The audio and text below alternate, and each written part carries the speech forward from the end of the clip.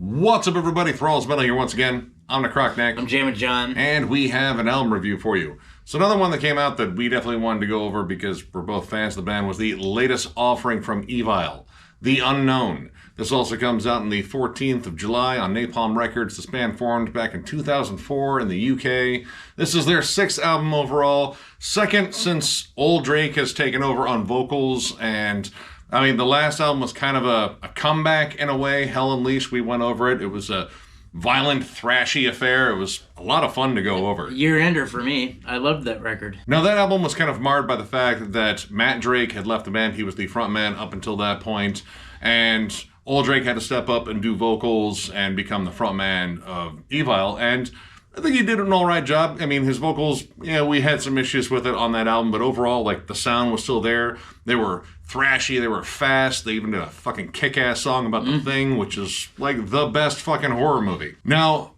when I heard they were coming out with a new album, I was definitely excited, and I checked out a couple of singles when they were released, and I was like, this sounds different, but kind of familiar. And this album is quite a stark departure from the last one, or actually almost any of their albums to a degree. Yeah, it's not, I can just tell you that it's different. Yeah. Now, their influences have almost always been very, like, classic in terms of thrash, like, definitely lots of Slayer and lots of early Metallica. Like, those are very much surface level. And I mean, Metallica is definitely a big influence on this one, but it's not the early Metallica. It's not the thrash era of Metallica. It's not when Metallica, you remember when they cut their hair? It's that era. Yeah, well, a little bit before that. It's a smidge before they cut their hair. The first 4 tracks here sound like the Black Album. 100%. Yes. And there's no escaping it. From the vocals to the riffs to the pacings of the song, I mean, it's 100% the Black Album. In fact, when Mortal Coil shed the 4th track, that's fucking Fade to Black. Or The Unforgiven. Or Nothing Else Matters. Or the beginning of 1. Yeah, like all of the tropes of mostly the Black Album. Like, I mean, there's like a little bit of Justice on there, but my God, the Black Album. The first track, The Unknown, the title track, I honestly don't think it's a terrible song. It opens up with some really good, clean, chanted vocals. Yeah. And I would say Ole has definitely improved on the vocals on here. Like, yes. He's way more comfortable, Yep. Clean vocals. He's demonstrating more range in his vocals, and he kind of sounds like James Hetfield, which, well, that totally works on here. I actually don't mind that song either. Chuggy riffs, good harmonies, good lead work. The lead work is spectacular. The lead work is actually spectacular throughout the album. Yeah. I can't really knock it there. Throughout their discography, honestly. Ole's he's a badass fucking guitarist. A riff machine as well. But, man, he's got a knack for solid, shreddy leads and, good sense of melody, too. Yeah. But as this album went on, like, man, like, all right, The Mask We Wear, like, there's almost some sad but true sort of vibes in here. Like, this sounds so much like the Black Album that I think if Lars hears this, he's gonna sue. Yes. I mean, that song even has Hetfield's vocal inflections, like the way it's paced, the way that even the cadence of the verse goes along. You're just like, dude, really? It's really just on the nose. And, like, I'll definitely say that I think the drum works better. Kind of does. It is. It is. I mean, Lars got pretty basic there towards the end. But, it sounds like legit reworkings of songs on the Black Album. Like, they have the same vibe. The production is kind of similar. I mean, honestly, the production here is really good. Everything sounds tight. The drums are punchy. There's great guitar tone on it. But like, when it comes down to, like, just the construction of a good chunk of these songs, especially these first 4, it's again, like, so on the nose. Like, it's the formula. The formula that Metallica had on the Black Album, where, like, hey, let's just strip it down. Let's make the songs more groovy. let's kind of keep the verses more about the vocal hook than the riff, because a lot of the riff hooks on the verses, it's, kind of just a straightforward chug, a very simple kind of driving riff, occasionally syncopated a little bit with the drums, but they kind of save like the big hook for the choruses, and the choruses are okay on here, but unfortunately it doesn't have like that big epic payoff that, Metallica definitely knew how to do. When Mortal Coils Shed is kind of guilty of that. Like, yeah, it builds up like a Metallica song. Like, again, all the songs that we wrote down, you will probably hear like ever so slightly, but actually not really slightly. You'll hear them. You'll hear it. It was so bad that when Mortal Coils Shed kicked in, and when that first melodic note hit, and I went, oh no. Yeah. And then the song actually kicked in, and I was like, oh my god, and I put my head down on the table and was just kind of Well, kind of heard this one before. Yep. But unfortunately, like, this isn't like the best version of that kind of song. Like, Fade to Black, I think, is an amazing song. It's a great build-up, like, huge fucking riffs, the big climax, the end. Same thing with One, same thing with The Unforgiven. This song, you kind of feel that build-up, but the payoff is not really there. Like, honestly, the song just hangs there, and it's the longest track on the album. Yep, there's a build-up, but it just sort of plateaus. There's no, like, even when they get to the breakdown of that song, like, it's not there. Honestly, like, it felt like AI-generated Black Album songs. And, it sucks that I have to say that, because I do like this band. I like this band a lot, but, man, I do too. Like, that is the vibe on these first 4 tracks. Now, you may be thinking to yourself, what happened to the thrash? I was thinking that. Isn't Evile a thrash band? They are. What happened to that? It's not without it. Songs like Sleepless Eyes, Out of Sight, and Balance of Time still have thrash. In fact, they do it quite well. Yeah. In fact, Sleepless Eyes, I wrote down literally, thrash, where the fuck was this? It's in there. Kind of wrote the same thing. I put thrash with an exclamation point.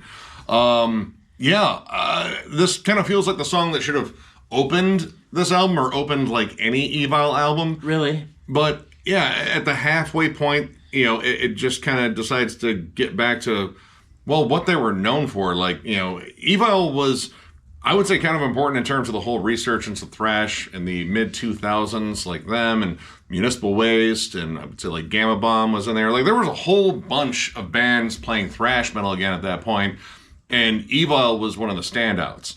And, well, to hear them kind of just abandon it, and honestly, this is like the first time I would say like they really just flat out abandoned a good chunk of their thrash background. Yes. Is unnerving. Like, the thrashier songs are good. They feel like they could have been on Hell Unleashed, like, fit in perfectly. They're nice and fast and aggressive. And honestly, Ole's lead work on those songs especially, when he's playing fast and shreddy, he is a fucking maniac. Yep. Like, great phrasing. He's just fun to fucking listen to. And, when he's doing those flat-out machine gun riffs, dude, his pick hand is fucking moving at the speed of, like, hummingbird wings. But a lot of this is just kind of generic and kind of flat and very dated. And I know, like, thrash has been around for fucking forever. And, it's an old style, but it gets reinvigorated by new bands. And it's stayed fresh because of that. This kind of goes back to that period after thrash, like the post-Black Album era, where a lot of bands, were kind of struggling because, well, the record labels were saying, hey, that Metallica band that just put out that album that sold millions of fucking albums, maybe you should try sounding more like them so, you sell more albums. Yep. The way that a lot of bands did that during that time was groove metal. And these couple of thrash songs die out, and then it becomes 90s groove metal. Yep. And it's kind of a mixed bag there because, admittedly, I think Reap What You Sow has a really solid main riff, especially on the chorus. Well, and even the opening groove, that opening groove is Sour Lemon Face. I was ready to punch somebody. It's got some like Pantera-esque drumming on there, like the double kick flutters are definitely very Vinnie Paul. And the main riff on it is solid. In fact, I like the syncopation on it. It's a little bit more like clever with the rhythms versus just kind of going for that straightforward like 4/4 time groove. Yeah. Which good chunk of this album kind of gets stuck in. But beginning and the end and at Mirror Speech, well, that sounds like the bands that were established as thrash metal bands, and then they tried to go groove metal. And, well, unfortunately, it reminded me a lot of Zentrix's Scourge, which I just went over in a collection update not too long ago, and I got that because I'm a completionist, and wow, that album's kind of bad. This is better than that. This is better than that, but yeah, like it has that vibe, like a band struggling to be relevant. But here's the thing, there's not that push here. Right. They came back with a barn burner with Hell Unleashed, and I don't understand, like, why change the formula so much here? Why now, of all times, would you want to revisit that specific era? Yeah. Like, I don't understand. Like, don't get me wrong. I loved Pantera. I still love Pantera. Fuck y'all.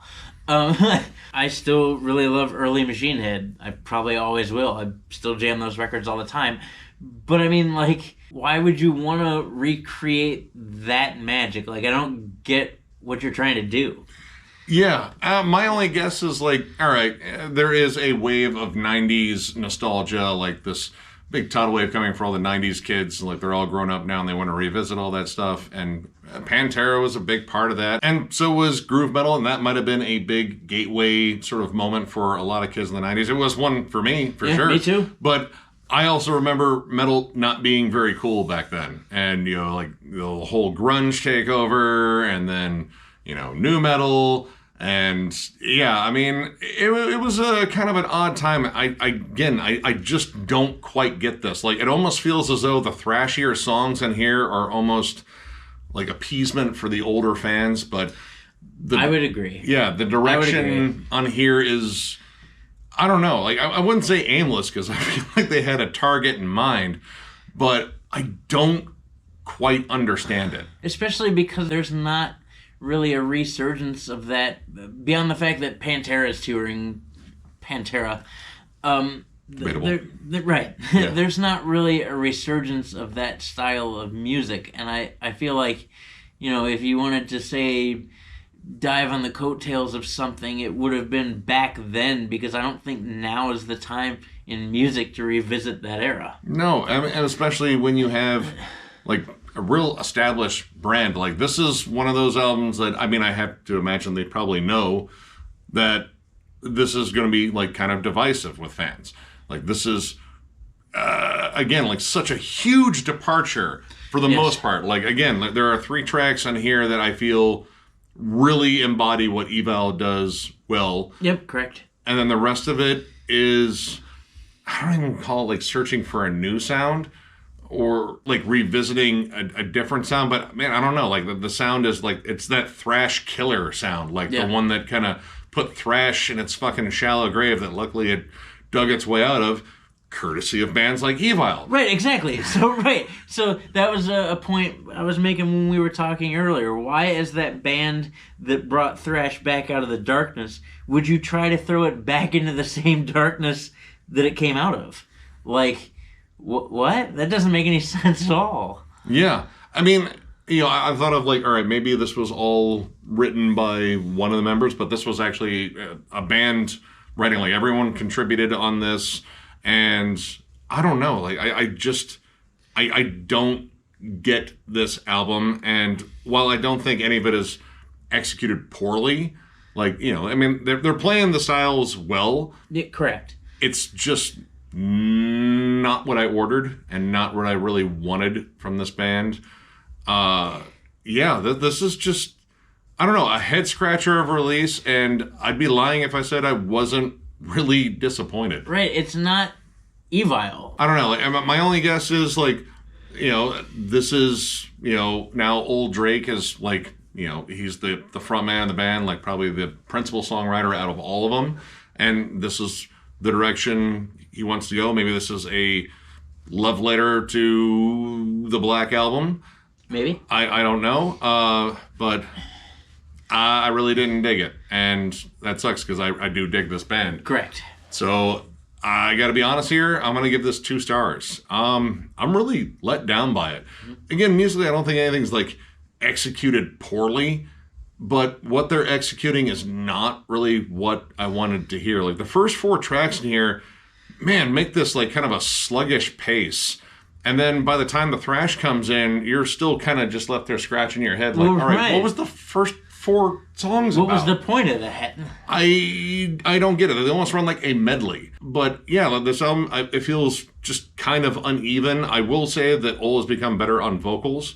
That's awesome. It's just, what they're doing in terms of the songwriting, it's just not for me. Like, I like groove metal, but this isn't something I really wanted to revisit, especially with this band, because, again, this band, I think, has, like, some importance in terms of that whole resurgence of thrash.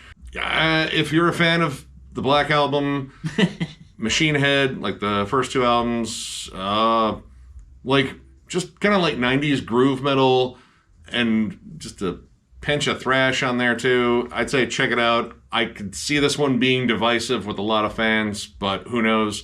This could end up being your favorite Evile album. You won't know until you listen to it. So yeah, I'm also at a 2, and that 2 is kind of loosely based.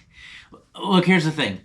30 years ago, I would have tripped over my Jinko jeans, took my green hair to the mall, and went and bought this record. It would have been amazing.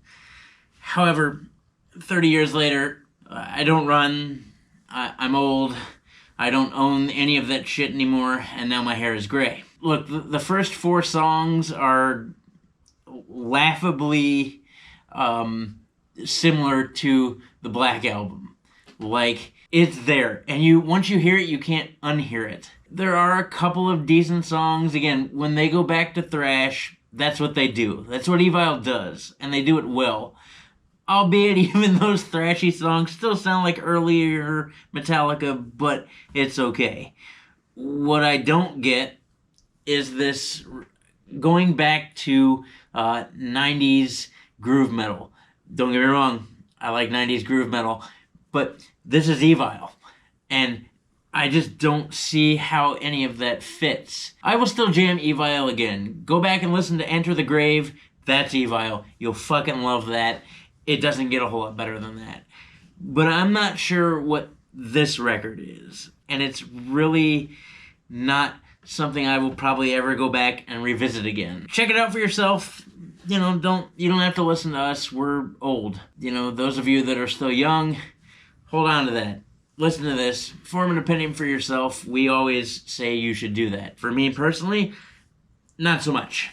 So, if you enjoyed this review, give it a thumbs up. And if you're new to the channel, subscribe, because we do stuff like this all the time. We are also on Patreon. If you'd like to help us out there is a link down below to thrallsmetal.com, which is currently under construction. But when it pops up, our Patreon link will be there. It's also on our channel someplace. And hopefully soon we will have some new shirts to show you, which we will definitely do a video and definitely do a giveaway for one of them. Actually, I just talked to the guy just moments ago that made our new designs. So that's pretty cool. There will be shirts. We will do a giveaway. They're going to be fucking awesome. You're going to love them.